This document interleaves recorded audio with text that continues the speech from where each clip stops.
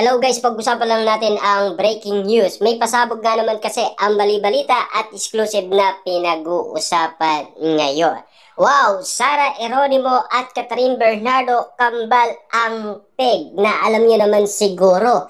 Last 2022 ay pinag-usapan na rin sila na magkamuka. Akala kasi ng iba si Sara Geronimo ay parang si Catherine Bernardo. Tawag nga naman kasi kina Sara Geronimo at Catherine Bernardo parang kambal tuko daw. Yan kasi ang sinasabi ng karamihan. Yan kasi ang nakikita nila kina Sara Geronimo at Catherine Bernardo. Hanggang ngayon kasi ay napapag-usapan pa rin na magkamuka. Kaya nga naman kasi ang sinasabi ng karamihan, hindi nalalayo ang itsura nilang dalawa. Unti-unti nga naman kasing nagiging magkamuka na daw ang dalawa. Ayon kasi sa balita na pinag-uusapan ngayon. Grabe nga naman kasi dahil alam niyo naman siguro last 2022, ganito rin ang usapin patungkol sa dalawa. Ayon sa balita, nagbahagi si Mateo ng litrato ni Catherine Bernardo at Sara Geronimo ng isang netizen sa kanyang ex-social media account na alam niyo naman siguro. Hindi nga naman kasi nalalayo ang dalawa. At siyempre pinag-uusapan nga naman sina Catherine Bernardo at Sara Geronimo bakit daw hindi sila magsama sa iisang movie or teleserye. Yan kasi ang mga pinag-uusapan. Kaso nga lang, payag nga ba ang dalawa? Na alam niyo naman siguro, di ba? Dati gusto ni Daniel Padilla makasama si Sara Geronimo. Ayaw lang ni Catherine Bernardo. Kita niyo naman, di ba? Yung mga ayaw ni Catherine Bernardo noon ay kasama niya na ngayon. Na pilit inuugnay ang dalawa na magkamuka. Na alam niyo naman siguro, talagang magkamuka nga ba? Ano nga ba kaya ang tingin ng maraming tao sa dalawa? Yan kasi ang mga nasasabi ng karamihan. Kayo kaya, tama ba ang inala ng karamihan kina Sara Geronimo at Catherine Bernardo? Dahil yan ang kumakalat ngayon na issue tungkol sa dalawa. Sa picture, marami ang nakapansin na magkamuka sina Catherine at ang Mrs. ni Mateo. Hindi na issue yan para sa atin. Hindi na tayo magtataka at hindi na tayo magdududa. Kasi 2022, yan na rin ang usapin. Hanggang ngayon kasi pilit binabalikan ang issue na ito na kambal tuko daw sina Sara Geronimo at Catherine Bernardo. Hindi lang natin alam kung bakit ganito ang nagiging sitwasyon. Siyempre alam nyo naman siguro, di ba? Ang mga tao gumagawa ng paraan para nga naman kasi merong mapag-usapan.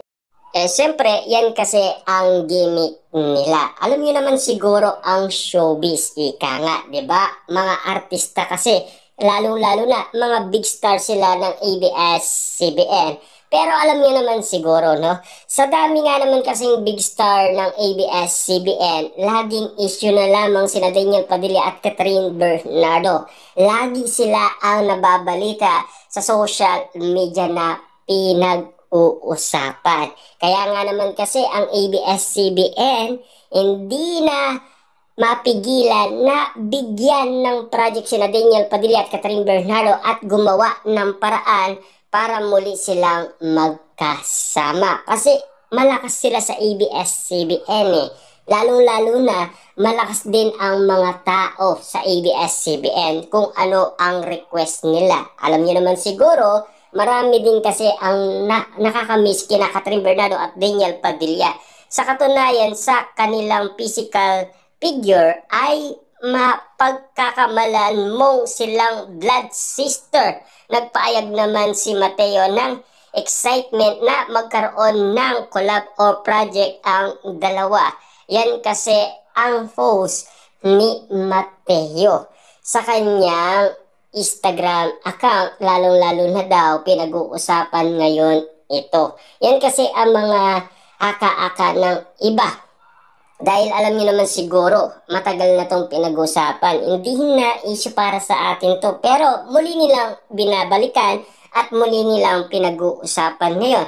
Dahil ito ang latest na kaganapan na pinag-uusapan ngayon sa social media na pinagkakaguluhan at pinagpepestaan ng karamihan. Siyempre atid lang natin ang mga bagong balita ngayon na pinag-uusapan sa social media. Karamihan nga naman kasi nagtitrending at nagbabiral at pinagkakaguluhan talaga. Grabe nga naman kasi talagang hindi nila mapigilan na ikumpara si Catherine Bernardo kay Sara Geronimo na magkamuka daw ito, 'di ba? Anya ni Mateo would be awesome to see a movie with both of them. Ito naman ang iba't ibang reaction ng netizens. Yes, please po. Setted for this. Baka naman, Viva Films, Star Cinema. Why do you they actually look like twins? Yeah, please, wag nang patagalin. Bigyan ninyo na ng movie tong dalawang to. Star Cinema, Viva Artist, Star Magic Philippines. Yan kasi ang mga ulat kung bakit nga naman kasi pinag-uusapan at pinagkakaguluhan ang dalawa. Na alam niyo naman siguro, yan ang sinasabi ni Mateo. Kaya nga naman kasi, ika nga ng karamihan, bakit hindi nga naman kasi bigyan ng chance na ipagsama si Catherine Bernardo at Sara Geronimo. Yan kasi ang request nila. Di natin alam kung payag nga ba ang ABS-CBN, diba? Or hindi tutol si Catherine Bernardo kasi ang daming project talaga ni Catherine Bernardo na hindi natin alam kung kakayanin nga ba ni Catherine Bernardo kasi meron pa nakalaan na project si Catherine Bernardo, ang Elena 1944. Go yung magkapatid, sana sila awat na sa may mga love team. We need heart-warming films na may kapupulutan ng aral at inspirasyon. Yung sobrang realistic, yung napapanood with the right material, this is going to be iconic. Just Sara Geronimo and Catherine Bernardo, please do a movie together. Supportive husband talaga. Isama si Ladin para Tres Martires, panganay, middle child, bunso na puro babae. OMG manifesting. Para they have same facial figure, ang galing. Ang second emotion with the right material, this is going to be iconic. Just Sara Geronimo and Catherine Bernardo, please do a movie together.